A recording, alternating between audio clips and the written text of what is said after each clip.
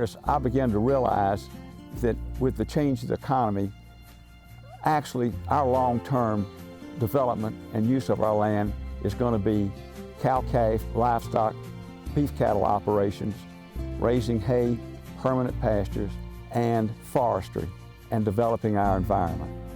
And I think the best long-term management I've found is the program that we have developed. I first met Dr. Middleton when I was a beginning forester. We came out and we used his place as a training and learned about tree planting and pruning and did some TSI work also out there. And that's been 23 years ago. His legacy will be conservation because what he's doing is long-term. He's trying to protect the Green River shore banks, the soil, so he's helping it for generations to come and helping the land help itself. Someone has to do what he does or there will be nothing one of these days, or nothing like it is now. We've taken a special interest in trying to farm but protect our river. And we have worked on farming operations that would do that. We were able to take land and put it in native grasses and put it in hardwood timber trees to protect the river watershed, and to help provide some income.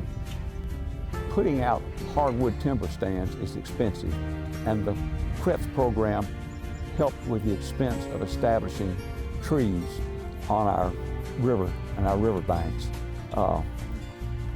We've seen the wildlife come back with the establishment of the CREPS program. We've got pollinator habitat. We have 100,000 acres of pollinator habitat now in Hart County and up and down the river due to the CREPS program. And that's just part of how it's helped our environment. It's not an overnight thing. It's the kind of work that spans decades and multiple lifetimes. And Jim and his entire family have been all about that for multiple generations. His projects have become more advanced, more complex. The scope of what he's doing just continued to expand. Even though I'm a forestry professional, I always felt like Jim was one step ahead of me. So, although Leopold talks about the wilderness and the wonder of the wilderness, if you don't feel wonder in here, you're missing something. Dr. Middleton, my uncle loves this land in a way that I can't come up with any highfalutin language to describe.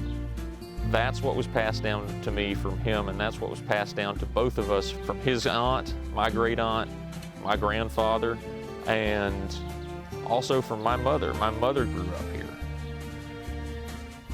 I learned from Uncle Jimmy the importance of taking care of everything and thinking down the road. And he never stops. I have never seen anything like it. I'll never see anything like it in my lifetime.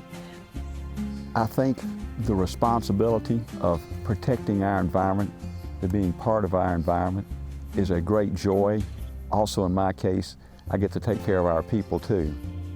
And that is a most fulfilling experience. My only regrets is I can't live forever to keep doing that forever.